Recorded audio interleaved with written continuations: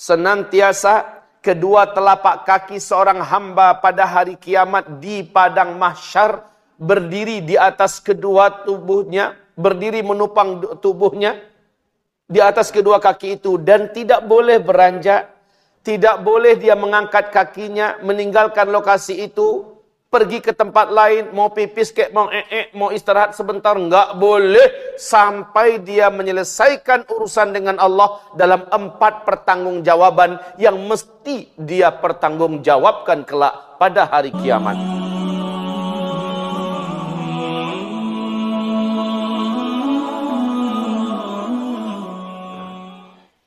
Kaum muslimin, hamba-hamba Allah yang kami muliakan.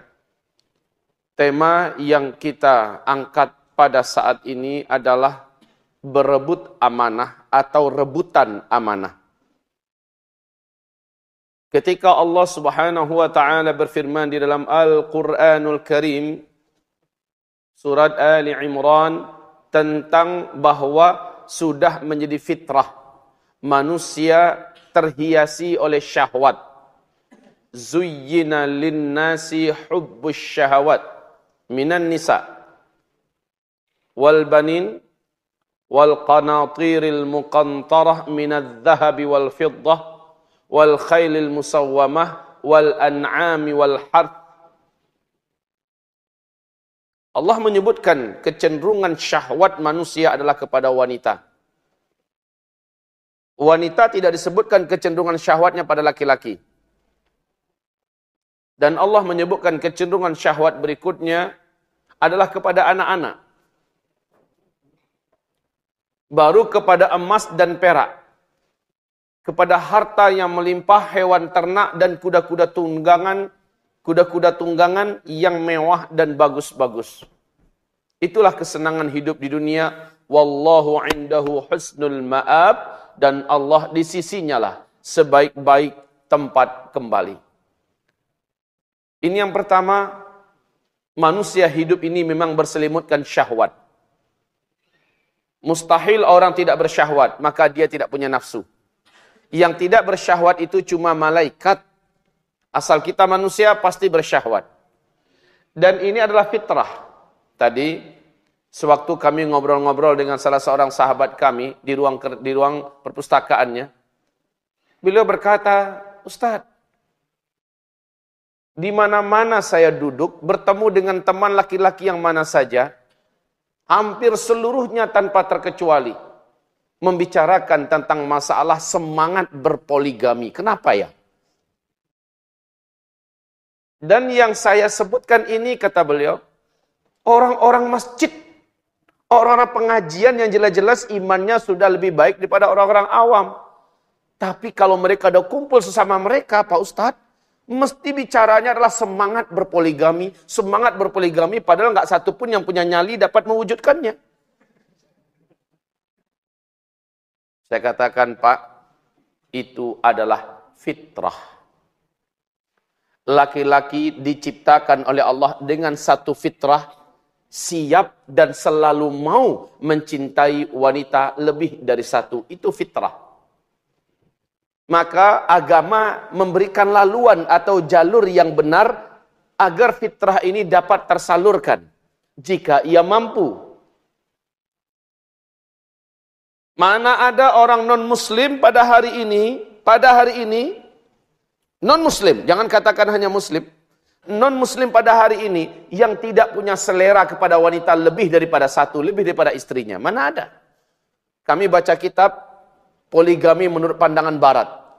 Merata-rata laki-laki di barat, di Amerika, di Eropa sudah pernah berselingkuh, dan paling sedikit selingkuhannya ketika dia usia 40-50 tahun, paling sedikit selingkuhannya 20 wanita. Kaum muslimin yang kami muliakan, ini adalah fitrah. Taib, bukan ini pembahasan kita ya. Jangan terjebak.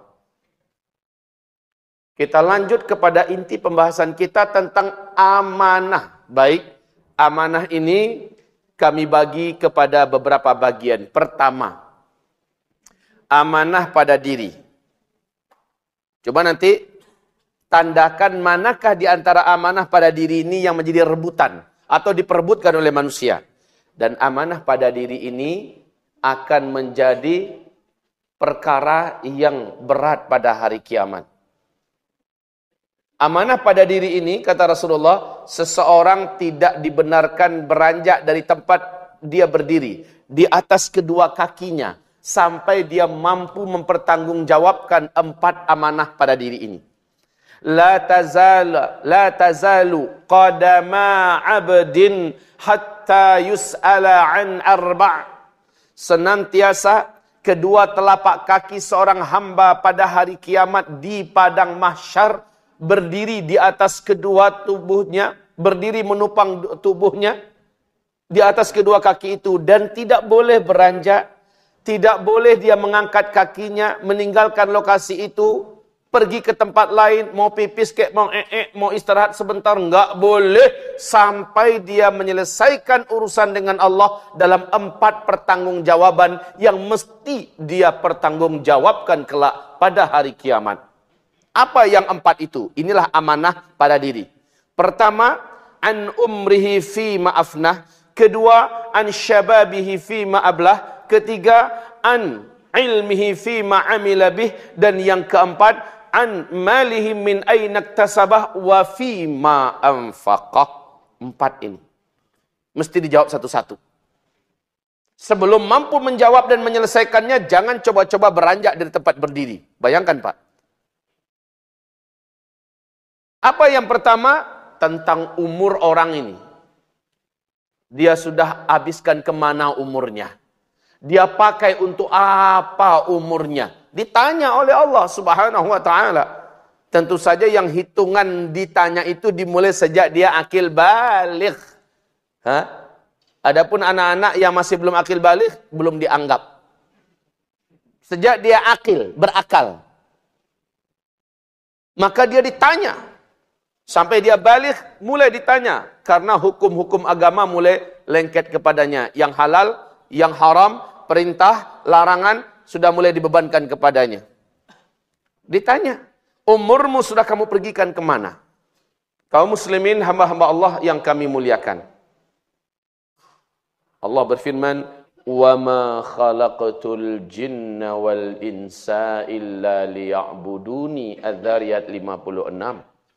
Aku tidaklah menciptakan jin dan manusia kecuali hanya untuk beribadah. Berarti di luar daripada misi itu hanya nyambil atau menupang dan mendukung misi pertama penciptaan kita untuk ibadah. Bukan untuk mencari duit, bukan untuk memperluas tanah, memperbanyak rumah, bukan untuk menumpuk-numpuk harta benda. Umur ini dan kita diciptakan hanya untuk beribadah kepada Allah Subhanahu wa ta'ala. Ini misi terbesar. Kalau sempat misi terbesar tersingkirkan oleh misi sampingan yang tidak bukan untuk itu kita diciptakan. Memperluas tanah yang akan ditinggalkan. Padahal yang kita perlukan cuma 1 kali 2. Memperbanyak rumah. Padahal yang kita perlukan hanya 1 ruangan kecil untuk 1 tubuh kita. Kalau kita punya anak paling 2-3 kamar diperlukan cukup. Memperbanyak dan memewahkan mobil. Padahal misi kita bukan untuk berbangga-bangga dan bermewah di dunia ini. Karena kata Rasulullah Sallallahu Alaihi Wasallam, orang yang mencari kemewahan di dunia ini, dia tidak akan bisa menikmati kemewahan pada hari kiamat. Maknanya, orang ini tidak akan merasakan kebahagiaan itu di dalam surga. Maka kehidupan ini jangan sampai habis. Alhaakumut takatsur. Sama-sama. Alhaakumut takatsur. Hatta zurtumul maqabir. Kalla. Sawfa ta'lamun. Thumma. Kalla. Sawfa ta'lamun. Kalla. Law ta'lamuna ilmal yaqin. Latarawunnal jahim. Thumma. Latarawunnaha. Thumma. Latus'alunna yauma idzin anin na'im. Pada ujungnya nanti semua nikmat yang kamu kumpulkan semasa kamu hidup di dunia, mobilmu, rumahmu, tanahmu, apa yang engkau punya ditanya nanti pada hari kiamat. Untuk inikah engkau aku ciptakan?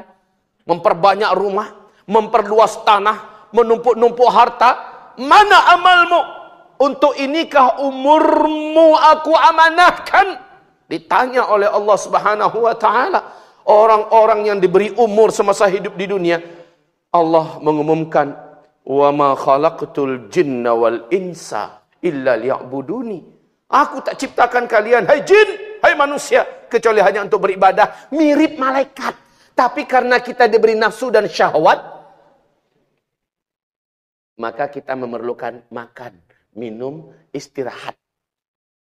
Artinya kalau makan, minum, istirahat terpenuhi, maka kita kembali kayak malaikat. Cuma nyembah Allah doang. Artinya kalau kita mau nyari hidup, cukuplah sebatas bisa melepaskan hajat makan, hajat minum, dan bisa istirahat secukupnya. Begitu kaum muslimin. Baik kaum muslimin, kita sebenarnya cuma beda tipis dengan malaikat. Malaikat tidak dimasukkan kepadanya nafsu dan tidak ada penggoda iblis dan syaitan. Jadi cuma nyembah Allah saja. Lah kita diselipkan pada kita nafsu dan dipersilakan jin dan setan untuk menggoda kita. Maka perbedaannya, kita perlu makan, malaikat enggak. Kita perlu minum, malaikat enggak. Kita perlu istirahat, malaikat enggak. Artinya, hidup ini perlu cari makan, perlu cari minum, perlu untuk tempat istirahat dan istirahat, ya. Tapi cukup sebatas perlu. Kalau sudah terpenuhi, sudah. Inilah prinsip para sahabat, tuan-tuan yang mulia. Puan-puan yang kami muliakan. Inilah prinsip para sahabat, wahai bapak-bapak dan ibu-ibu. Seluruh sahabat sama. Bagi mereka hari ini sudah ada yang bisa dimakan, sudah tenang, mereka nggak mau mikir lagi. Hari ini mereka fokus, suami istri, anak-anak, bagaimana bisa menimba ilmu, bagaimana bisa ibadah, bagaimana bisa Al-Quran, bagaimana bisa berdakwah, dan sebagainya. Besok lagi kerja. Cukup makan minum besok, sudah selesai. Santai pula mereka. Kalaupun mereka ingin melihat, wow, sebentar lagi ada panggilan jihad nih. Mereka lebihkan kerja untuk bisa mengumpulkan harta, biar bisa berangkat pergi berjihad. Sisanya ditinggalkan untuk keluarga. Ini gaya para sahabat loh. Ini gaya para sahabat. Dan mereka telah benar sehingga Allah puji, Allah puja-puja, Allah sanjung-sanjung para sahabat. Taib tentang umur kita, tuan-tuan, bapak-bapak dan ibu-ibu, tentang umur kita diberi oleh Allah Subhanahu wa taala adalah untuk menyembahnya. Sudah dipakai belum? Dari umur kita yang ada, maaf bapak-bapak ibu-ibu, dari umur kita yang ada, kebanyakan kemana kita habiskan? Salat kita 5 kali sehari semalam. 1 kali salat itu berapa menit? Anggaplah 10 menit, itu udah keren beken tuh. Udah wudunya, salat tahiyatul masjidnya, qabliyah dan ba'diyahnya, dan salat wajibnya 10 menit. Kali 5 baru 50 menit. Waktu 24 jam. Anggaplah pakai zikir dan doanya. Habis 1 jam. Sisa 23 jam. Dikemanakan 23 jam? Tidur berapa jam? 8 jam. Sepertiga daripada umur dipakai untuk tidur. Kemudian habis itu kemana lagi? Dipakai lagi untuk dagang. Dagang di pasar dari jam berapa ke jam berapa? Biasa dari jam berapa ke jam berapa? Dagang di pasar. Yang ngantor 8 jam juga. Oke, 8 jam. Pergi ke sananya super macet Jakarta kan? Ngabiskan waktu berapa pergi, berapa pulang? Sejam, udah 2 jam. 10 jam untuk ngakeh dunia. Untuk mengais dunia. Bagaimana mempertanggungjawabkannya di hadapan Allah? Emang perlu sampai 8 jam kita mencari nafkah? Kalau perlu, untuk apa? Ini ditanya nanti, untuk apa?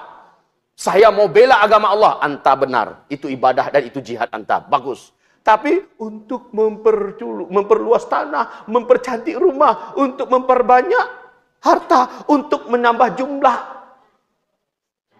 Jangan istri. Untuk menambah jumlah. Taib. Bagaimana jawabnya? Anumri fi ma'afna. Dan yang khusus spesial ditanya Allah Subhanahu wa taala nanti adalah an syababihi fi ma abla. An syababihi fi ma abla. Saya udah pernah peringatkan. Terima kasih banyak dengan kemuliaan hati pengurus Masjid Al-Falah. Tapi yakinlah sedang ceramah saya nggak mungkin bisa makan. Ini malah mengganggu iman. Jazakumullah khair. Mungkin diandapkan saja dulu ini. Sementara waktu. Tafadhal. Kita lanjut tuan-tuan. Hamba-hamba Allah yang kami muliakan. Syabab. Syabab.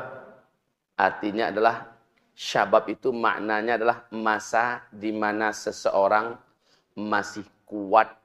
Kalau kata orang Payakumbuh, masih toga badannya. Masih kuat, masih tegar badannya. Itu syabab. Baik laki-laki, baik wanita itu syabab. Di masa masih tegar, tulang punggungnya masih lurus, matanya masih jelas melihat, telinganya masih nyaring, dia masih mampu berjalan kaki, ditanya oleh Allah Subhanahu wa taala nanti pada hari kiamat, an syababihi fima ablah.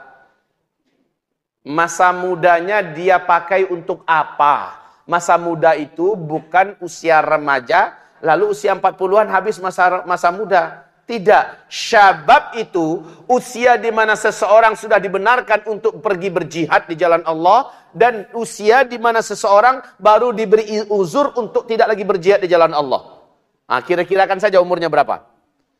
Dalam hitungan sejarah, para sahabat-sahabat Nabi umur berapa dibolehkan oleh Nabi mulai ikut berjihad? Usia 15 tahun sudah dibenarkan pergi berjihad. Lalu usia berapa berakhir kewajiban jihad? Usia di mana seseorang sudah dianggap uzur. Sudah dianggap uzur menurut syariat. Sudah dianggap uzur. Mengangkat pedang sudah menggeletek seperti ini. Ini udah uzur nih. Enggak syabab lagi itu. Di usia di mana dia sudah kalau berjalan sudah ditopang oleh tongkat. Ini udah usia tidak syabab lagi. Kalau dia masih bisa berjalan tanpa kaki ketiga penolong, tongkat.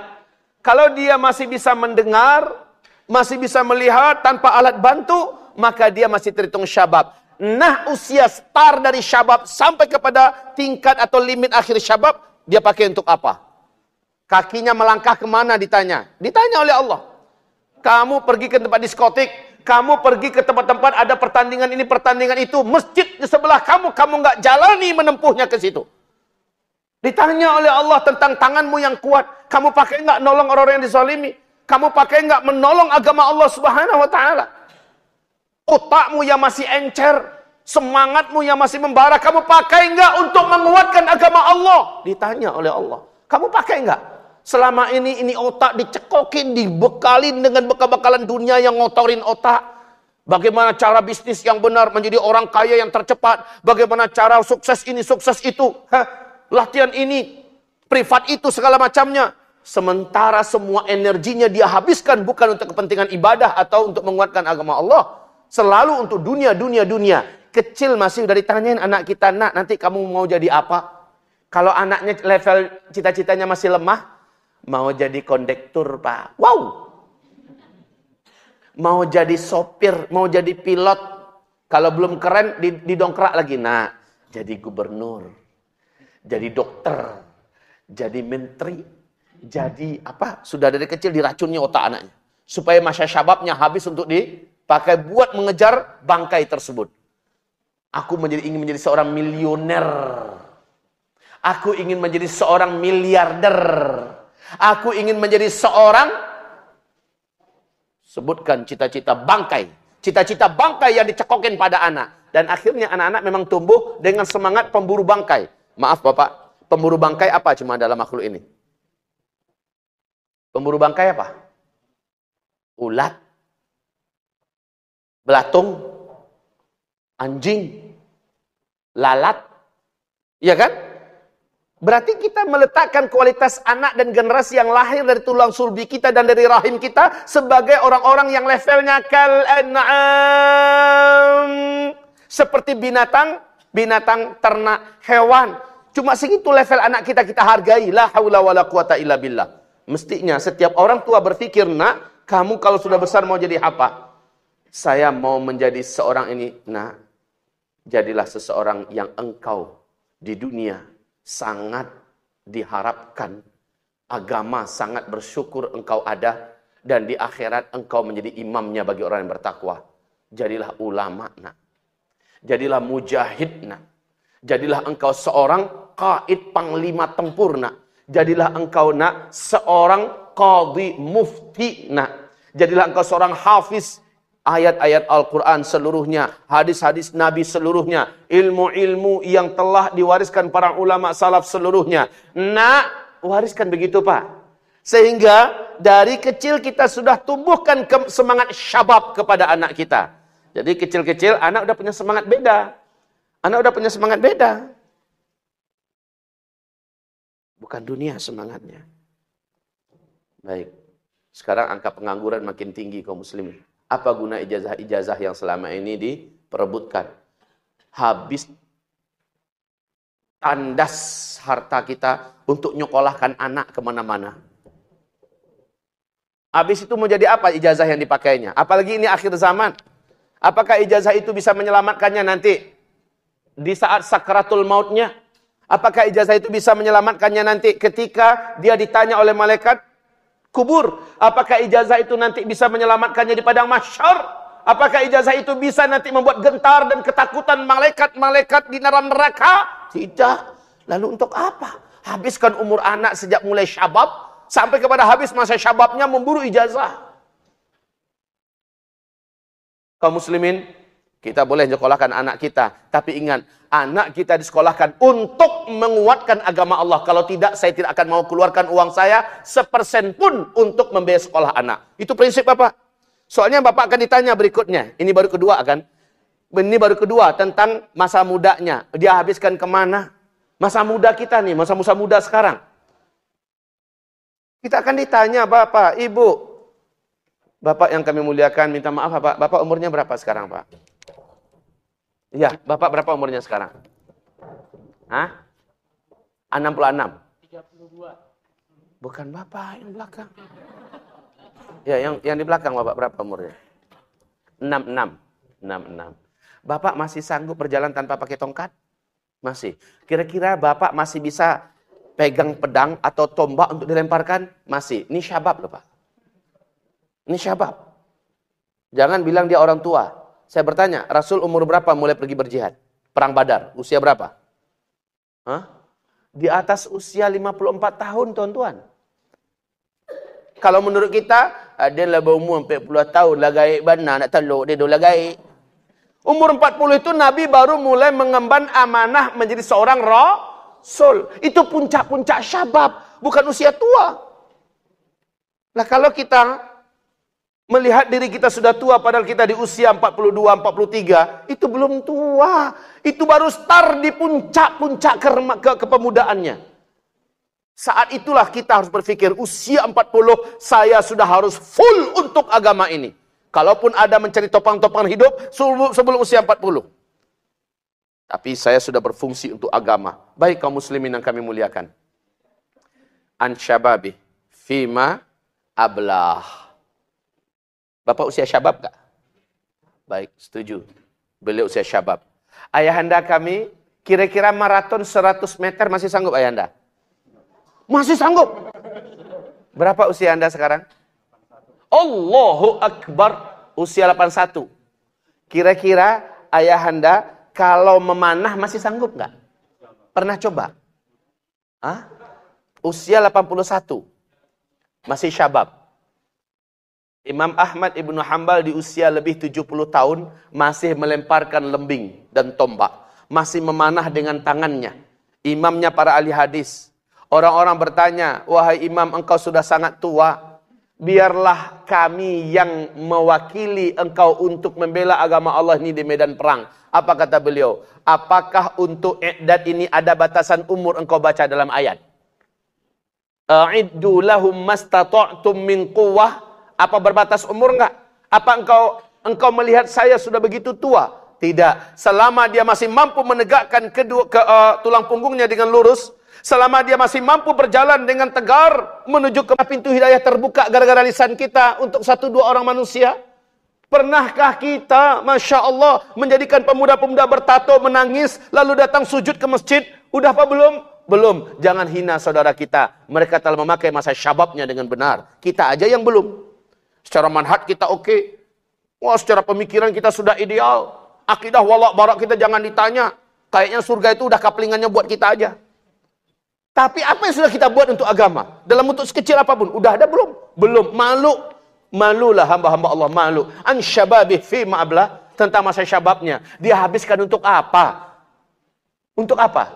Maaf saudaraku, jangan tersinggung ya. Sahabat kami yang ganteng ini, namanya siapa? Antum yang pakai kacamata. Namanya siapa? Abrar. Abrar. Sudah adakah orang yang di tanganmu dapat hidayah? Abrar. Belum. Sementara Abrar dari penampilannya kayak sahabat Nabi yang diutus ke Heraklius. Ganteng, putih, cakep. Tapi belum ada orang dapat hidayah melalui lisan kita. Ya Allah, ya Rabb. Lihat anak Ustaz Arifin Ilham. Semoga Allah istiqamahkan beliau. Yang nikah di usia belia kemarin. Alvin. Ingat. Di tangan dan di lisan Alvin. Setelah dia tamat hafiz Quran. Dari Wadil Mubarak. Dia melalui Facebooknya. Berdialog. Dengan seorang yang beragama non-muslim. Terjadi dalam dialog itu akhirnya orang ini menyatakan puas dengan Islam dan akhirnya bersyahadat masuk Islam. Ngamuk-ngamuk bapaknya. Marah-marah bapaknya. Lalu dialog lagi dengan Alvin. Hafizahullah. Akhirnya orang tua laki-laki ini pun juga lunak hatinya masuk Islam. Subhanallah. Ya, maknya bersumpah sampai ke lapis langit ketujuh. Siap untuk perang dan sangat marah sekali mengutuk-ngutuk sumpah serapah. Ternyata dialog lagi sama Alvin. Juga lunak hatinya masuk Islam. Syabab loh. Syabab. Kemudian bagaimana? Satu keluarga akhirnya masuk Islam. Famili-famili dekat jauh akhirnya diajak masuk Islam. Allah kasih rezeki. Nikah cepat. Kita sudah apa yang bisa kita buat untuk agama ini? Hai syabab. Rata-rata yang saya saksikan sekarang ini adalah para syabab. Bahkan ayahanda kami usia 81 ternyata syabab. Tampilannya aja yang nipu. Masih syabab. Bahkan abuya kandung saya sekarang sudah pas 100 tahun umurnya. Lewat beberapa hari. Abuya saya masih ngasah pisau, tahu nggak Pak? Masih ngasah pisau. Apa katanya? Kalau Indonesia terjadi revolusi Syiah dan Cina, Buya ingin paling depan katanya. Sambil ngasah pisau. Ini pisau kecilnya harus masuk dalam perut orang-orang tuh katanya. Ya Rab, itu syabab itu Pak. Syabab. Taib kaum muslimin, yang ketiga yang ditanya nanti pada hari kiamat adalah an ilmihi fima amila bih. Ilmu yang dipelajari, apakah engkau amalkan? Ini yang berat Pak, Ibu. Saya yakin Bapak Ibu sudah banyak dengar pengajian. Orang yang mampu hadir jam 5 sore di Jakarta dengarkan pengajian, ini bukan orang biasa. Kualitas beratnya sama dengan hadir di waktu subuh berjamaah di masjid. Berat. Ini juga bukan hari libur kan? Hari libur nih Pak. Jumat. Ini hari kerja juga kan? Tapi Bapak telah datang kemari. Ibu telah datang kemari. Kalau begitu Bapak Ibu bukan orang biasa. Artinya Bapak Ibu orang yang sudah merasakan manisnya menimba ilmu. Sekarang yang ditanya pada hari kiamat, an ilmihi fima amila bih. Ilmunya engkau amalkan kagak? Banyak ilmu wajib. Jahil haram. Orang jahil wajib masuk neraka. Sesungguhnya dalam neraka itu hanya orang-orang jahil yang nggak ngerti halal haram, yang nggak tahu rambu-rambu agama. Merekalah para penghuni neraka jahanam. Walaqad zara'na li jahannam katsiran minal jinni wal ins. Lahum qulubun la yafqahuna biha. ولهم أعين لا يبصرون بها ولهم آذان لا يسمعون بها أولئك كالأنعام بل هم أضل أولئك هم الغافلون. Kami sediakan penghuni-penghuni neraka jahanam dari bangsa jin dan manusia. Mereka punya mata, mereka punya telinga, mereka punya otak dan hati. Tapi nggak dipakai untuk mencari ilmu tentang halal haram. Tentang sah batal, tentang tauhid dan syirik, tentang bid'ah dan khurafat. tidak dipakai untuk mencari tahu tentang isi agama, tapi isi dunia cari. Isi agama kagak. Orang kayak gini menghuni neraka jahanam. Jahil walaupun profesor doktor, botak kanyangnya. Tidak berambut karena sudah banyaknya ilmu dunia dicekokin ke dalam kepalanya, tapi nggak ngerti halal haram. Jahil itu. Jahil. Lah orang macam ini, Pak, nggak ada urusan pembahasan kita. Pembahasan kita adalah orang yang berilmu. Belajar halal haram, belajar sah batal, tapi udah belajar riba masih lancar aja dipakai. Bank-bank konvensional dana kita masih aja nomplok di sana. Kenapa kita tidak stop? Kenapa tidak kita tutup? Udahlah ada ilmu, maaf, masih saja angkat pemimpin kafir jadi pemimpin. Mau dijadikan apa nanti ilmunya di hadapan Allah? Ditanya oleh Allah Subhanahu wa taala. Masuk WC nggak boleh kaki kanan, yang paling sederhana aja dulu. Kaki kiri pakai doa. Allahumma inni a'udzubika minal khubuthi wal khaba'ith. Ini nggak dipedulikan. Makan nggak boleh berdiri, minum nggak boleh berdiri, santai aja kayak orang kafir. Ya'kuluna kama ta'kulul an'am. Orang-orang kafir itu makannya seperti binatang, berdiri. Lah kita tiru pula, padahal agama melarang. Ini contoh sederhana, Pak. Jangan minum pakai tangan kiri, nyantai aja. Minum pakai tangan kiri, ditanya ilmunya nanti. Kamu jam sekian di tempat anu, dan ini videonya, kamu minum tangan kiri. Ayo jawabannya gimana? Apa kamu nggak tahu minum tangan kiri itu haram? Apa kamu nggak tahu makan berdiri itu tidak boleh? Bagaimana jawabannya? Ini masalah kecil loh, Pak, masalah kecil. Yang selama ini sering lewat dari perhatian kita. Masuk masjid harusnya tahiyatul masjid. Kecuali orang udah sholat, wajib. Kenapa tidak mau? Masuk masjid langsung duduk. Di dalam masjid bukannya zikir, bukannya baca Quran, tapi ngobrol. Di dalam masjid bukannya ngapain, tapi malah nonton. Ya Rab, ditanya itu semua. Ilmunya dipakai enggak? Lah ini Bapak. Rasul mengatakan di dalam Sahih Muslim, aku dibawa oleh malaikat Jibril. Dan satu lagi malaikat di sampingnya. Memasuki suatu area atau suatu alam yang tidak pernah ada di bumi ini, alam seperti itu. Ternyata akhir hadis itu adalah alam barzakh. Nabi dibawa oleh malaikat Jibril menembus alam gaib, alam barzakh. Di mana pemandangan yang disaksikan oleh Nabi di sana, salah satu pemandangannya adalah seorang lelaki sedang berbaring di tanah, di lantai. Laki-laki yang lain datang membawa satu bongkahan batu sebesar kelapa. Lalu batu ini dihantamkan ke kepala laki-laki yang sedang berbaring telentang tadi. Pecah kepala laki-laki tersebut. Berserakan benaknya. Tubuh laki-laki ini menggelepar kesakitan. Batu tadi menggelinding. Saat laki-laki yang tadi menghantam dengan batu, mengambil batu yang menggelinding tersebut, Allah jadikan kepala yang pecah dan benak yang berserakan tadi menyatu kembali dan bertaut kembali tulangnya, kemudian tertutupi kembali oleh daging dan kulitnya utuh kembali. Saat baru saja utuh, laki-laki yang tadi menghantam dihantam kembali kali kedua. Begitulah seterusnya sampai-sampai Nabi Muhammad bertanya, "Ini siapa? Hai Jibril, ini siapa?" Dalam hadis itu Jibril belum menjawab. Terus Muhammad, nanti saya jawab terakhir. Setelah dilihat semua pemandangan-pemandangan, baru dijawab oleh malaikat Jibril, Muhammad, yang pertama tadi, yang begini-begini itu, mereka semua itu umatmu, hai Muhammad. Ya Allah, kita Pak. Mereka itu semua adalah umatmu, hai Muhammad. Yang pertama tadi adalah orang yang menghafal Al-Quran. Orang yang menimba ilmu agama. Tetapi dia lupakan Al-Qurannya. Dia lupakan ilmu agamanya. Dan dia tidak pakai dalam amalannya. Belajar sih belajar, ngamalkan kagak. Ini kena Pak, kena ditanya an ilmihi fima abilabi. Dia menimba ilmu, udah bagus, pahalanya udah Masya Allah. Dalam menimba ilmu macam ini nih, berguguran dosa-dosa kita dari awal kita duduk tadi Pak, sampai kita nanti bubar. Ya, berguguran Masya Allah kan. Kebaikan dan keberkahan terus masuk. Tapi jadi tuntutan di luar sana wajib diamalkan. Kalau enggak diamalkan, maka ini akan ditanya nanti pada hari kiamat. An ilmihi fima amilabi. Ilmumu udah diamalkan kagak? Ayo yang masih punya bank-bank rekening di bank-bank konvensional. Masih nemplok uangnya di situ, enggak ditutup. Atau silakan buka rekeningnya, enggak apa-apa. Tapi jangan biarkan uangnya nomplok di sana. Setiap ada uang nomplok, tarik. Pindahkan ke syariah. Walau Ustaz, syariah yang ada tuh Ustaz aja dijadian juga kok. Oke, minimal syariat itu di akadnya sudah selamatlah kita sedikit.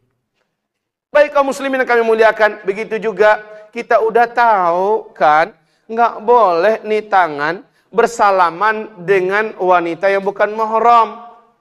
Enak aja salaman lama-lama sambil cengenges-cengenges, saling bertatap-tatapan.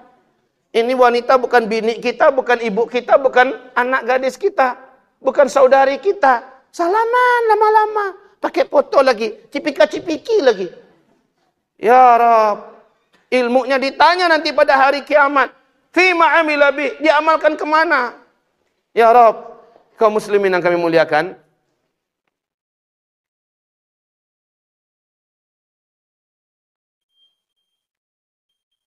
mari kita break dulu, kita sholat maghrib. InsyaAllah ba'dal maghrib kita lanjutkan.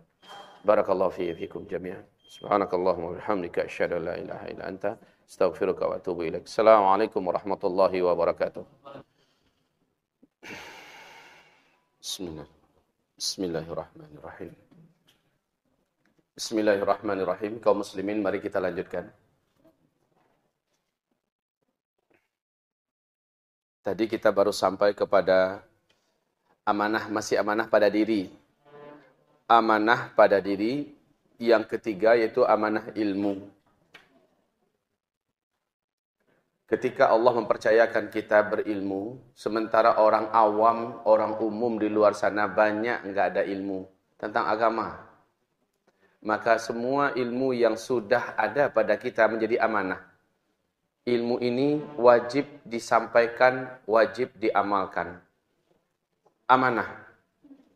Kaum muslimin, seperti kita katakan tadi, batok kepala umat Nabi dipukulin sampai hari kiamat di alam barzakh ketika dia punya ilmu tapi dia tidak mengamalkan ilmunya. La haula wa la quwata illa billah, na'udzubillah, thumma na'udzubillah.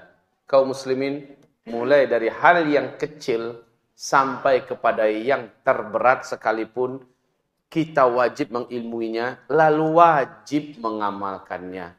Setelah itu, jangan stop ilmu sebatas diri kita. Wajib disampaikan kepada yang lain. Ballighu anni walau ayah. Amanah ilmu. Baik, yang keempat. Karena pembahasan kita cukup panjang, sementara waktu kita hanya sampai Isya.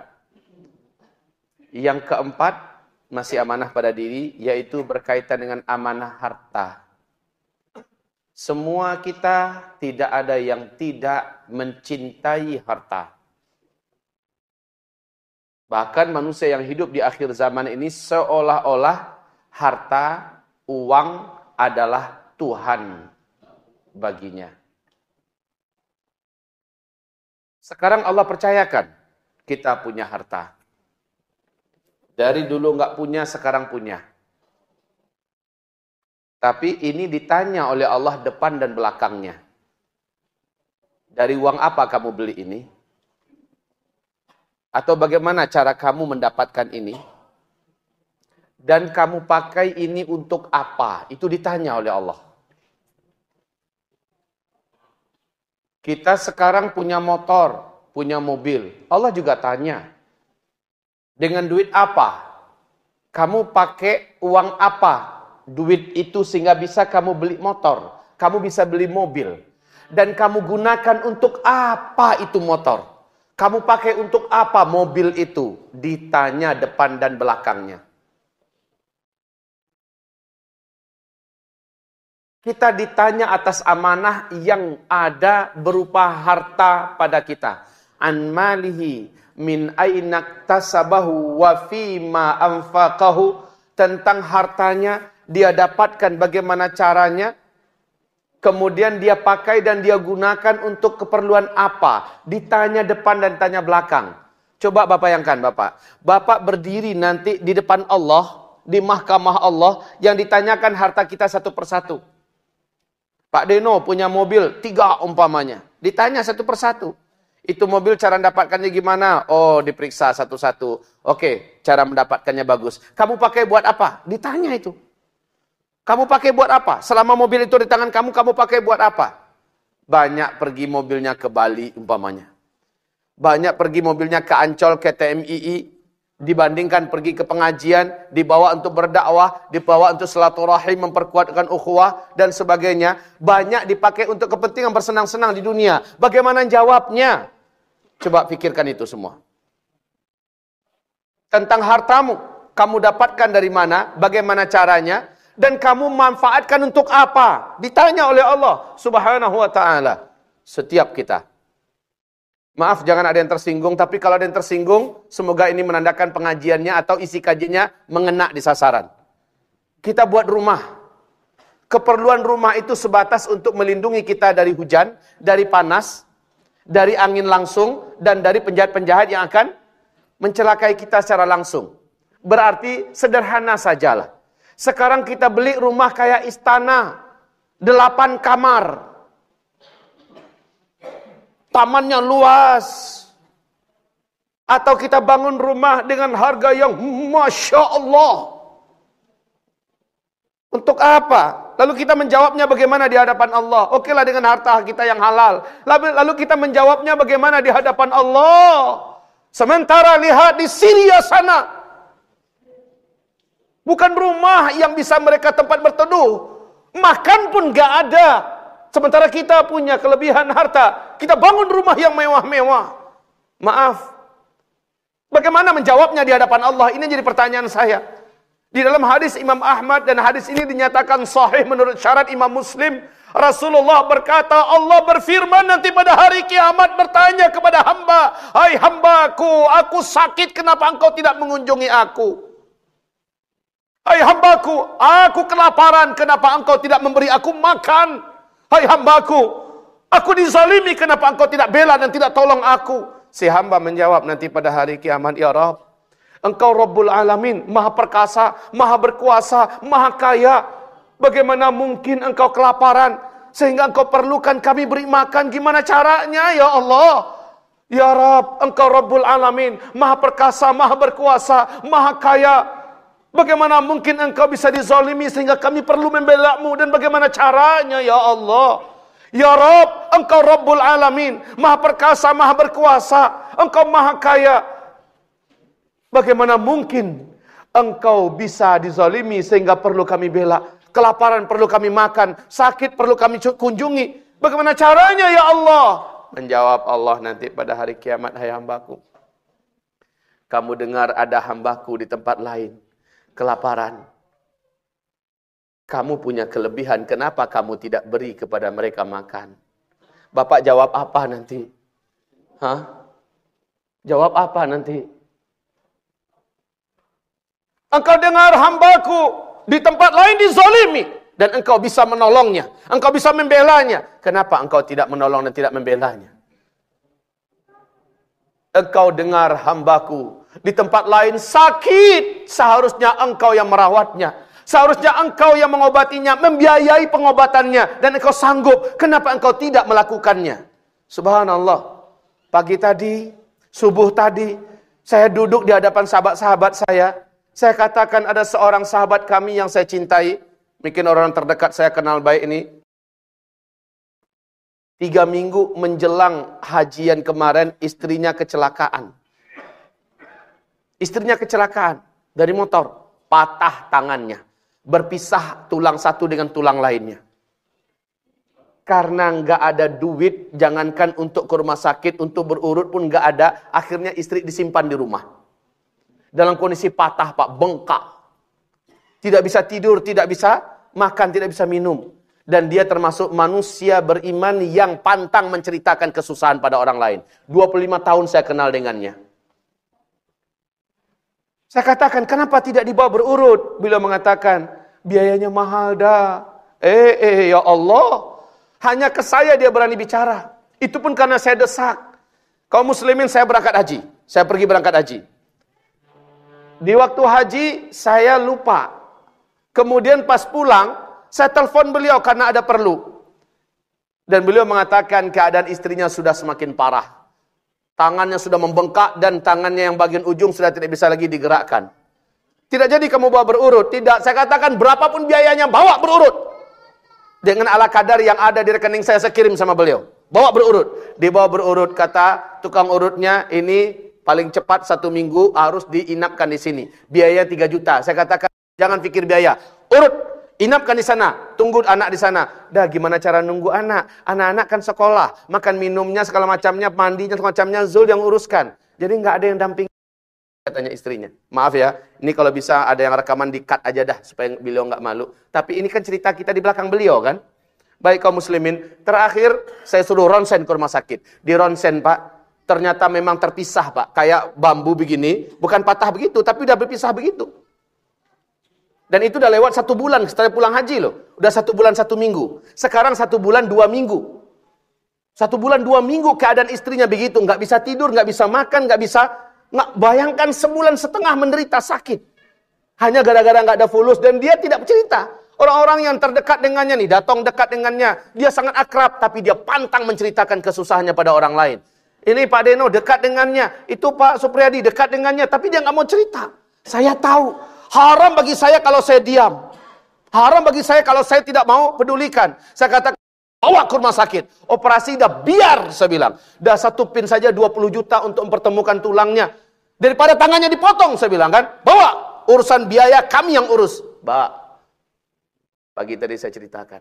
Salah seorang di antara sahabat kami berkata, ambo dari ambo 20 juta. Subhanallah, ini iman Pak. Ini iman. Hartanya nanti yang seperti ini yang akan menyelamatkannya. Satu sahabat kami berkata, saya 5 juta. Ya, dan dari hamba Allah pribadi saya kata, saya usahakan 10 juta. Agar ada perlombaan, diperkirakan 5 jutaan biayanya. Kaum muslimin agar ada perlombaan. Dan itu nampak. Nah orang-orang macam ginilah yang nanti di akhirat akan bebas dari pertanyaan. Karena hartanya dipakai untuk yang Allah perintahkan. Untuk yang Allah perintahkan. Taib kaum muslimin. Yang lain bagaimana? Yang lain bagaimana? Untuk beli mobil, dia sanggup dengan harga 200 juta, 300 juta. Padahal mobil itu kaum muslimin yang kami muliakan tidak mampu mendoakannya. Tapi orang macam ini. Tadi waktu saya telepon beliau, Zul, alhamdulillah sudah ada yang mengeluarkan zakatnya 20 juta. Ya Allah besar kali dah katanya. Masya Allah. Orang macam gitu nggak pernah dengar nerima uang 20 juta Pak. Terima. Si Fulan juga insya Allah mengeluarkan 5 juta. Kemarin kita sudah keluarkan 6 juta. Insya Allah lanjutkan saya bilang. Begitu Pak. Baik kaum muslimin, yang macam-macam gini tentu ada. Lah di Syria itu tiap hari memerlukan yang kayak gini. Kita bisa kirimkan. Saudara-saudara kita yang berangkat ke sana selalu ada. Duit kita yang dikirimkan itulah yang jadi milik kita dan pembela kita nanti pada hari kiamat. Tidak yang ditinggal-tinggalkan di dunia. Apalagi di akhir zaman. Mungkin hanya 1-2 tahun ke depan, Bapak sudah tidak bisa lagi menikmati harta yang Bapak punya.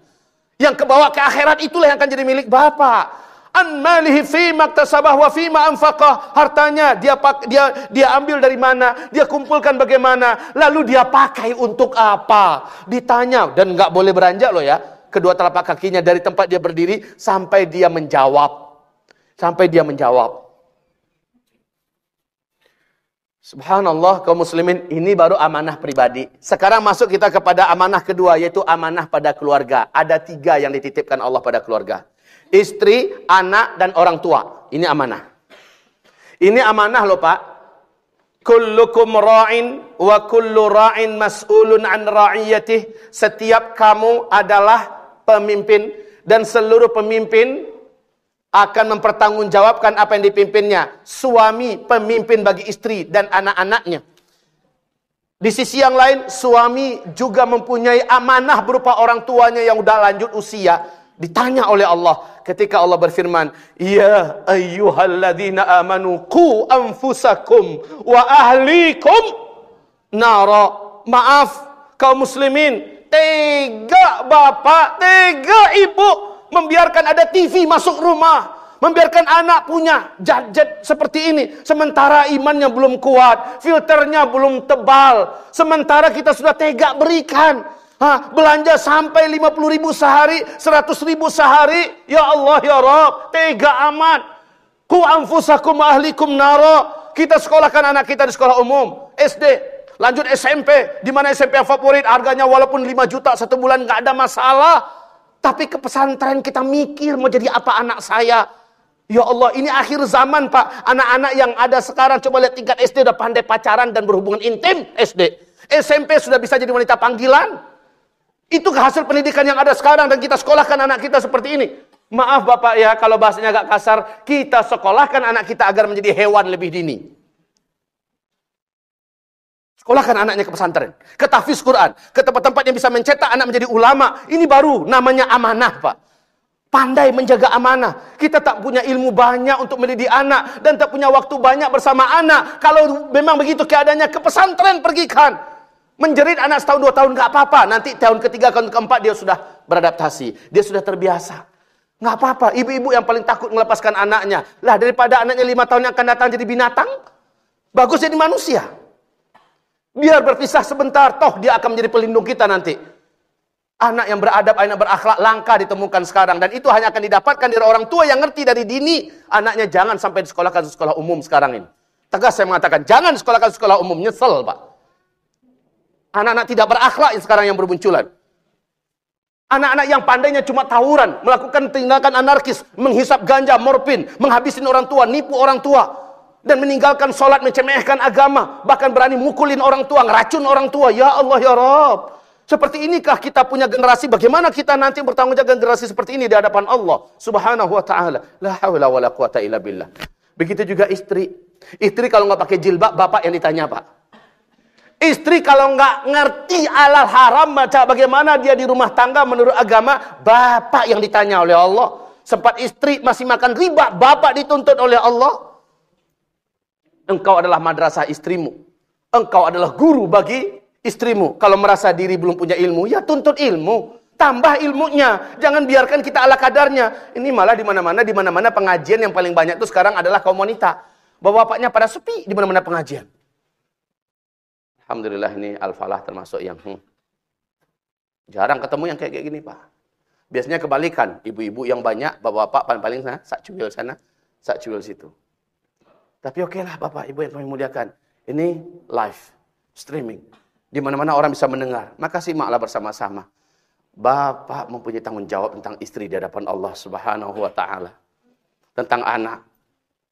Begitu juga amanah orang tua. Kalau orang tua masih hidup, beruntunglah. Beruntung, jangan taruh di panti jompo, anak duraka, anak cilaka, anak kualat nih. Naruhkan orang tuanya di panti jompo. Panggil orang tuanya, bawa tinggal dekat kita. Nggak bisa satu rumah, buatkan pavilion satu khusus untuk orang tua. Makan minumnya, kalau dia mau masak sendiri, biarkan. Kalau dia tidak mampu masak, dimasakkan. Sebelum datang, baru pulang dari jauh, adab-adabnya kan begitu. Baru pulang dari jauh, jangan temu anak istri dulu, temui orang tua dulu Pak. Tanyakan, ayah, bunda, apa kabar, sehatkah? Selama ditinggal bagaimana keadaan? Ketika jauh ditanyakan, walaupun pada istri gimana keadaan ayah? Oh ayah sakit, sini berikan telepon pada ayah, saya mau bicara. Begitu Pak adabnya. Jangan biarkan di panti jompo. Dari nafkah kita loh Pak, dari nafkah kita. Biayai orang tua kita. Dekat dengan kita sekali lagi. Jangan titipkan pada pembantu orang tua. Jangan titipkan dia pada panti asuhan. Sekali lagi saya katakan itu anak celaka, anak terkutuk, anak durhaka. Membiarkan orang tuanya di tempat panti-panti jompo. Apalagi terlantar. Amanah tuh. Bahkan kata Nabi, beruntunglah orang yang orang tuanya masih hidup dan dia manfaatkan umur orang tuanya untuk laju tol ke dalam surga. Selagi orang tua masih hidup, jalur tol ke surga seseorang ini adalah dengan cara menyenangkan hati orang tuanya, berbakti untuk orang tuanya. 3 amanah. Istri, anak, orang tua, jangan ditelantarkan. Dan ketiga-tiganya ini mesti dalam bingkai agama. Titik. Mesti dalam bingkai agama. Kalau istri ngajak ke bioskop, yuk mas ke bioskop. Sekarang masih zaman bioskop nggak? Hah? Masih sebagian. Hah? Katakan dek, kalau gempa bumi besar terjadi, bioskopnya jatuh, mampus kita dalam bioskop, gimana dek? Tapi yuk ke pengajian. Gitu Pak, arahkan sebagai imam, arahkan. Lah si mas ini selalu pengajian. Katakan, dek, hatiku ada di Ka'bah, walaupun tubuhku ada di Jakarta. Dimanapun berada, majelis ilmu adalah majelis orang-orang beriman. Aku tidak mau istriku, selama engkau masih jadi istriku, ada di tempat-tempat yang Allah dan Rasulnya, malaikat-malaikat tidak ridha. Maka jangan pernah pergi ke tempat-tempat seperti itu, dek. Imamnya kita, yang mutuskan kita. Selama itu masih dalam ruang lingkup agama. Mas, sesekali pindah pengajian dong. Ini melulu aja di Istiqlal. Sesekali kita ke Al-Falah umpamanya permintaan istri. Selagi masih pengajian. Pengajiannya pengajian Ahlus Sunnah wal Jamaah. Yang menyampaikan juga ulama dan da'i yang lurus. Bawa. Refreshing sesekali nggak apa-apa. Mas kita jalan-jalan yuk kemana? Ke Mekah katanya. Wah itu keren tuh Pak. Tapi mas jalan-jalan yuk kemana? Ke Bali. Wah dek, jangan dek. Gimana mempertanggungjawabkan harta kita di hadapan Allah. Sekali pergi ke Bali duitnya habis berapa? Tiketnya. Nanti monan mandir sana sininya. Sekali nongkrong di lapau nasi di sana entah berapa pula bayar. Iya kan? Gimana jawabnya di hadapan Allah nanti Bapak? Hamba-hamba Allah yang kami muliakan. Taib.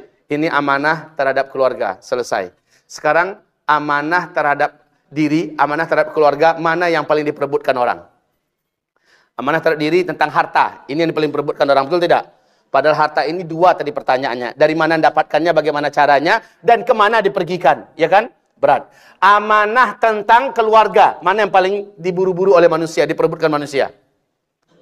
Hah? Bini. Istri yang paling diperebutkan orang. Hah? Kalau ngelihat wanita mangkilik sekan yang seketik nak dolah kalah. Sudah mabuk dah. Pokoknya hidup matiku ku persembahkan untukmu. Seperti lagu Roma Irama. Memang engkau yang paling manis di antara gadis yang manis. Aku pun tak merasa heran kalau engkau menjadi rebutan. Kan begitu kan? Waktu SD Pak, ini telinga dengar masalahnya. Dan rekamannya masih cespleng ketika itu. Terus apa katanya lagi? Sampai mati akan kuperjuangkan. Sampai mati diperjuangkan perempuan. Itu namanya amanah diperebutkan. Perempuan. Padahal ketika dia sudah sampai di pundak kita dan dia tidak solehah, celaka nih suami. Nyari perempuan itu jangan karena gilesnya. Jangan karena cantiknya. Cantik itu perlu, wajib. Daripada punya bini tapi mata ke orang lain. Bagus kan punya bini, mata ke bini terus. Baik, cantik itu perlu. Tapi itu bukan nomor satu. Nomor satunya agamanya dulu. Udah, kelas. Agamanya kalau udah selesai, cantik baru nomor dua. Baik kaum muslimin, pilihlah jadi istri, jadi amanah. Nanti dia akan jadi ibu anak-anak kita. Saat kita tidak begitu banyak pandai dan tidak mempunyai waktu yang cukup untuk mendampingi anak-anak kita, dia menjadi madrasah untuk anak-anak kita.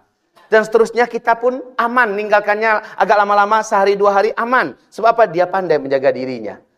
Mengingatkannya sebentar, dek, auratmu terbuka, dia cepat tutupi. Makasih ya mas, enak banget tuh pak, punya istri yang kayak gini-gini. Tapi dek itu aurat, mas ini keterlaluan banget sih. Diingatkan kayak gitu ngomongnya. Apa enaknya jadi bini kayak gitu pak? Dek sholat dek, udah antar di sholatnya, tua-tuaan aja sholatnya. Gimana enaknya jadi bini kayak gitu? Dek kita masuk anak pesantren, entar jadi apa anak kita mas? Nyodi masuk pesantren. Celaka punya suami, punya istri yang kayak gini. Ini amanah pak, sulit jadi beban hidup kita. Yang udah terlanjur,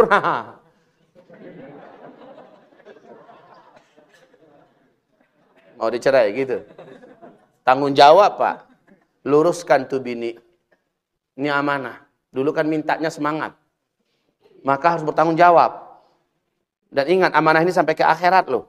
Ustadz, saya tobat sekarang Ustadz. Terus gimana? Saya alhamdulillah udah ngerti. Dan saya buat istri saya di jalan agama. Kalau dia nggak mau saya tinggalkan. Oh, kayak gitu ya.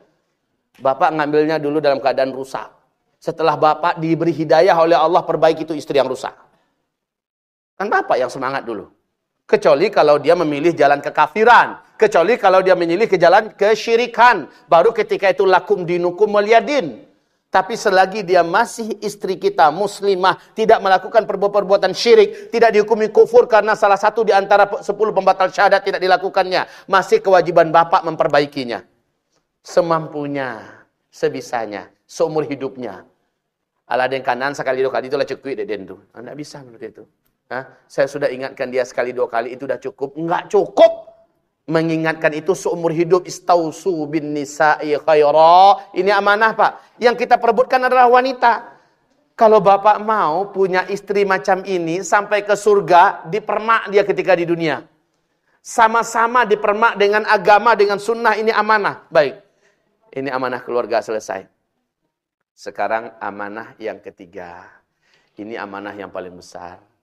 Paling berat dan paling diratapi pada hari kiamat. Amanah apa? Amanah memimpin. Amanah jabatan. Amanah wilayatu umuril muslimin. Menjadi penguasa, menjadi pemimpin. Ini amanah terbesar.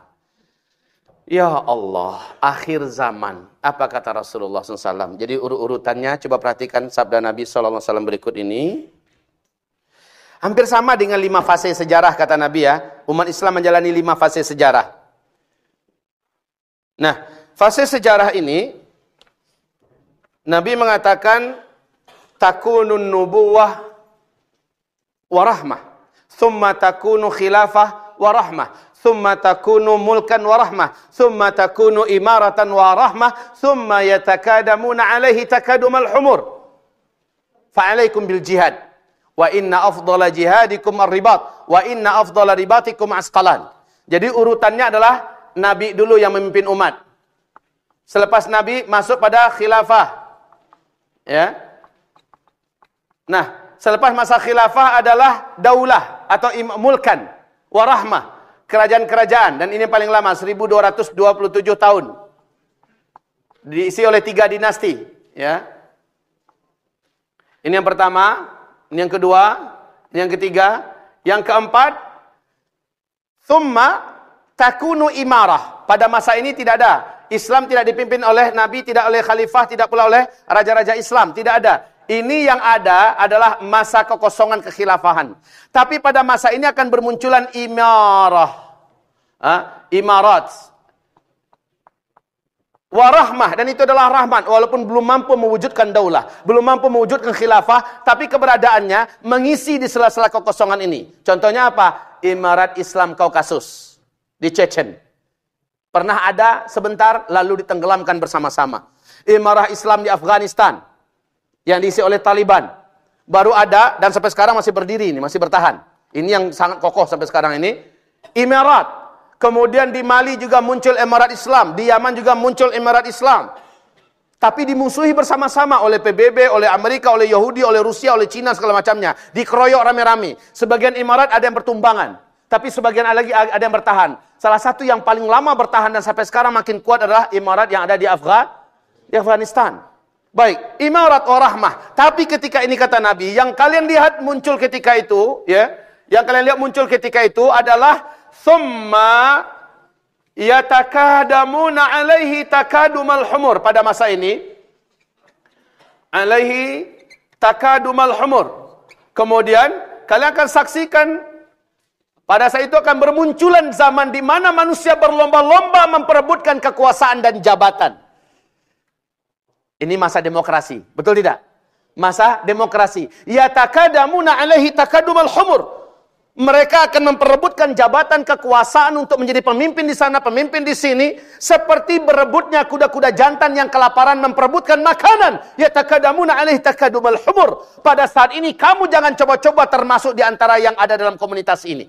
Berarti kita disuruh oleh Nabi jangan termasuk yang gila memperebutkan jabatan, kekuasaan. Perintah Nabi justru ketika itu, kamu hidup fa'alaikum bil jihad. Itu zaman adalah zaman jihad. Alhamdulillah, Indonesia sekarang kaum musliminnya sudah mulai Allah bukakan pintu jihad.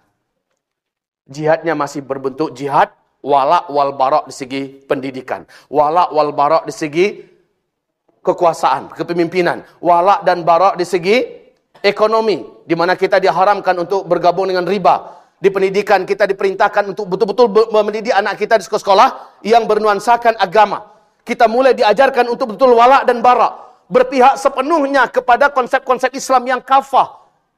Kita mulai berjihad di sini. Walaupun belum jihad angkat senjata. Belum. Jangan dicoba-coba memancingnya. Biar Allah sendiri yang bukakan pintunya. Ketika itu kita tampil bersama-sama. Tapi sekarang ini kaum muslim, fa'alaikum bil jihad. Dan sebaik-baik jihad ketika itu kata Nabi adalah jihad yang ada ribatnya. Dan itulah jihad angkat senjata. Dan sebaik-baik jihad angkat senjata pada zaman itu yang ada di negeri Syam. Asqalan. Itu adanya di negeri Syam. Baik, Syam lah sekarang pusat jihad angkat senjata terbaik. Kalau kita di Indonesia masih jihad berbentuk pendidikan, berbentuk dakwah, berbentuk politik, berbentuk ekonomi, berbentuk apa yang bisa kita lakukan. Tapi walak baraknya jelas. Begitu. Sekarang kita hidup di zaman di mana para manusia saling berlomba-lomba memperebutkan jabatan. Lihat. Dalam konsep Islam, haram mengangkat pemimpin yang mau.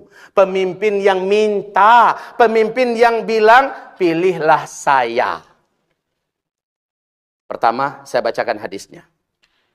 Abu Dzar Al-Ghifari datang kepada Nabi SAW. Ya Rasulullah, wallini. Angkatlah saya menjadi pemimpin di negeri Anu ya Rasulullah. Saya ngerti betul seluk-beluk negeri Anu. Insya Allah saya yakin saya bisa memimpin di sana. Apa kata Rasulullah? Ya Abu Dzar, innaka dha'if wa innaha la amanah. Hai Abu Dzar, engkau ini hamba Allah yang sangat lemah. Yang engkau minta barusan ini adalah amanah. Kepemimpinan itu adalah engkau ini lemah. Kenapa Nabi mengatakan Abu Dzar lemah? Coba saya tanya pada Bapak Ibu. Kira-kira Abu Dzar dibandingkan kita imannya kuat iman yang mana? Tapi kenapa Nabi mengatakan dia lemah? Karena kata Rasulullah, orang kalau sudah menginginkan sebuah jabatan, lalu dia dapatkan jabatan itu, Allah tidak akan menolongnya selama dia memimpin. Jadi lemah nggak dia? Tapi orang yang tidak menginginkan jabatan, lalu dia diminta untuk memimpin, dia terima, Allah akan tolong dia dalam memimpin.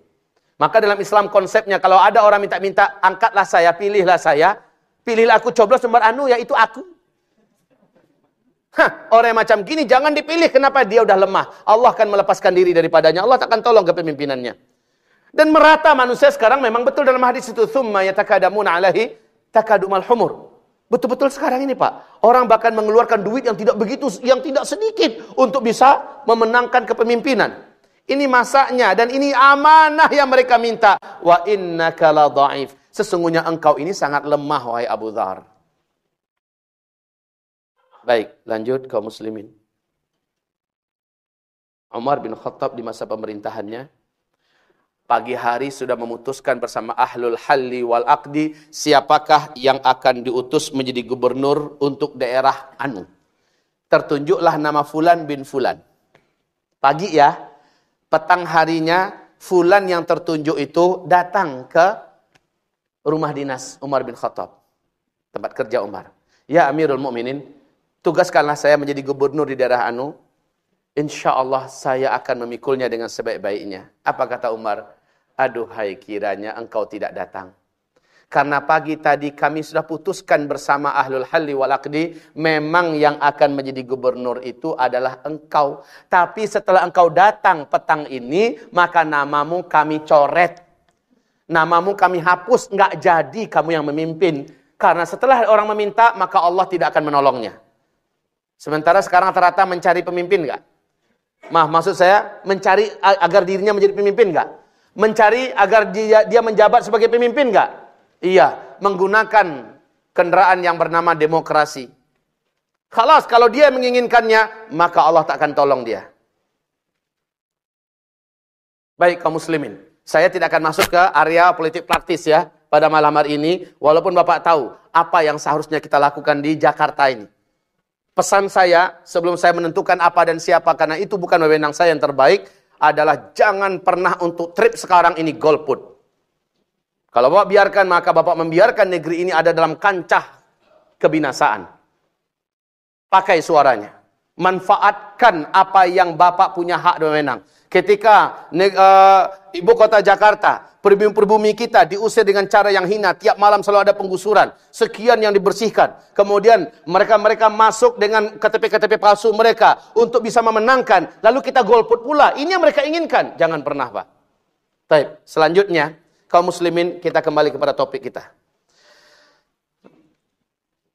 Nahnu qaum la nuwalli man istaula. Kami adalah satu kaum yang tidak akan memberikan jabatan kepada orang yang menginginkannya. Karena jabatan adalah amanah. Lanjut kata Nabi kepada Abu Dzar, hai Abu Dzar, innaha amanah.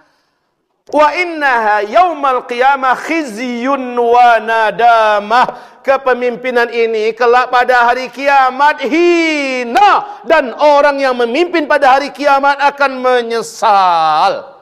Menyesal. Yang punya fulus sekarang di antara kita. Lalu mendukung. Nak, kamu naik nak.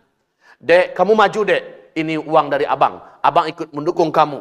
Dia akan bertanggung jawab di hadapan Allah. Dia jurumuskan adiknya pada kancah yang menghinakan. Dia jerumuskan anaknya pada tempat yang paling hina pada hari kiamat. Para pemimpin di dunia ini pada hari kiamat menyesal. Ini pemimpin level para sahabat loh. Nabi masih ngomong gitu dengan Abu Dzar. Apalagi memimpin di zaman sekarang. Yang lingkungannya bukan sahabat yang akan dipimpin. Betul tidak? Lingkungannya orang-orang jahil yang akan dipimpin sekarang. Sementara level sahabat saja akan dipimpin, kata Rasul, jangan. Kalau udah minta, kamu akan ditolong oleh Allah. Maka tega amat bapak nyuruh anak, masuklah nak, calonkan diri sebagai anggota dewan, calonkan diri sebagai lurah, sebagai camat, sebagai bupati, sebagai gubernur. Bapak keterlaluan, Pak. Sufyan Ats-Tsauri marah-marah ketika dia mendengar ada sahabatnya, seorang ulama, diangkat menjadi mufti di daerah Anu. Apa katanya? Siapa yang menghancurkan si fulan? Sufyan Ats-Tsauri menganggap bahwa diangkatnya sahabatnya sebagai orang alim menjadi mufti. Mufti ini kan tahu fungsinya, Pak?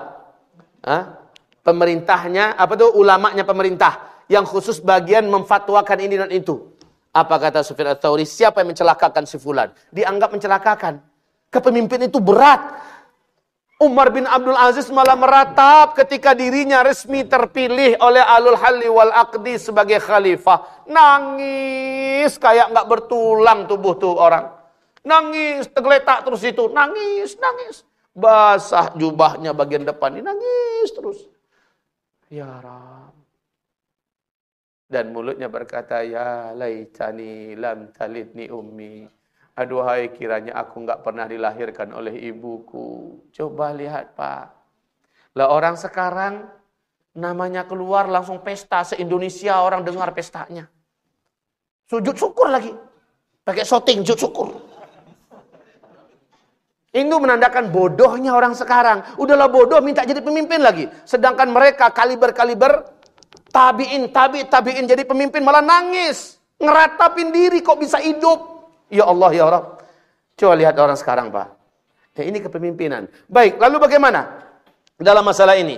Amanah kepemimpinan ini ibarat Allah yang kami muliakan, yang akan dipertanyakan dan memberatkan urusannya nanti pada hari kiamat adalah ketika pemimpin ini satu, tidak peduli dengan nasib, dengan kemiskinan, dan akan hajat serta kebutuhan-kebutuhan rakyat yang dipimpinnya. Rasulullah SAW bersabda dalam hadis riwayat Abu Daud, Ibnu Majah, Al-Hakim. Hadis ini dalam kitab Sahih oleh Albani mengatakan bahwa hadis ini sahih. Kaum muslimin, man walla min umuril muslimina syai'an. Siapapun yang memimpin kaum muslimin, fahtajaba duna khallatihim wa hajatihim wa faqrihim, lalu dia menghindar-hindarkan dirinya dari hajat orang-orang yang dipimpinnya. Nggak peduli, nggak mau tahu. Ketika ada yang datang malah dicegat oleh lapisan birokrasi yang begitu berlapis, sulit untuk bisa tembus. Ya, kalau Umar bin Khattab gimana beliau? Gampang nggak? Orang Yahudi dari Mesir datang berkunjung ke Madinah Al-Munawwarah, ketemu dengan orang nomor 1 dalam Islam, Umar bin Khattab. Ketemunya di mana, Pak? Di bawah batang kurma, lagi nyandar. Begitu gampangnya pemimpin ditemukan. Lah kalau sekarang lapisan birokrasinya begitu sulit. Boro-boro dapat proposal, udah pakai ribuan suara, pakai demo-demo semacam nggak didengar. Semua media supaya sengaja dibungkam. Fahtajaba, lalu dia menutup diri duna hajatihim wa khallatihim wa faqrihim. Dia nggak peduli orang kelaparan, dia nggak peduli anak-anak yang nggak bisa sekolah, dia nggak peduli dengan yang ini dengan itu tentang rakyatnya. Apa kata Rasulullah sallallahu alaihi wasallam? Ihtajaballahu anhu duna hajatihi wa khallatihi wa faqrihi. Pada hari kiamat Allah juga menutup diri dari orang ini. Apapun keperluan orang ini Allah nggak peduli. Apapun hajatnya di padang mahsyar Allah nggak peduli. Apapun yang dia maukan, termasuk setidaknya bisa sedikit banyaknya melobi Allah lah, memohon kepada Allah pengampunan dan keringanan segala macamnya, Allah nggak peduli, Allah tutup juga. Ini pertama, karena dia di dunia nggak peduli. Lah sekarang bukan nggak peduli lagi, Pak, malah ngusir rakyatnya, gusur sana sini. Maaf kaum muslimin yang kami muliakan, kafir lagi. Sedangkan muslim saja dibeginikan Allah nanti pada hari kiamat.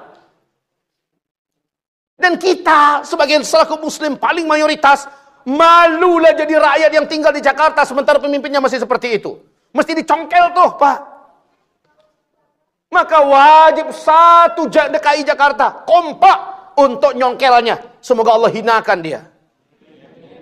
Karena dia telah menghinakan agama Allah dan kaum muslimin. Penduduk DKI asli murni, lalu mendatangkan manusia-manusia dari kampung halamannya yang nggak ngerti bahasa Indonesia dengan KTP-KTP palsunya.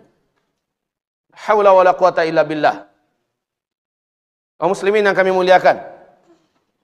Selanjutnya, ma min amirin asyaratin illa yu'ta bihi yaumal qiyamah maghlulan la yafukkuhu illa al-'adl au yubiqhu al-jur. Siapapun pemimpin yang sempat di bawahnya 10 orang saja yang dipimpinnya. Siapapun pemimpin yang sempat di bawah kepemimpinan 10 orang aja. Sekarang level kepemimpinan paling rendah di bawahnya itu RT, Pak ya. RT ya. Ada berapa orang yang dipimpin di bawah RT? Banyak. Ada berapa? Ada berapa kakak? Lah satu kakak itu bisa jadi 5 orang, 6 orang ya kan? Ini 10 orang aja jadilah yang dipimpin. Kemudian kata Rasulullah sallallahu alaihi wasallam, dia tidak akan pernah Allah selamatkan pada hari kiamat. Tidak akan.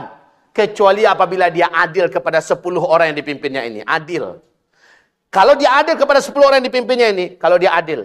Nah itu level camat. Dan itu pun camatnya sekarang sudah camat kebablasan. Maksud camat kebablasan apa? Maaf, bukan camat, RT maksud saya. RT kebablasan. Ini 10. Kalau RT sekarang bisa-bisa 100 kakak. Betul itu ya?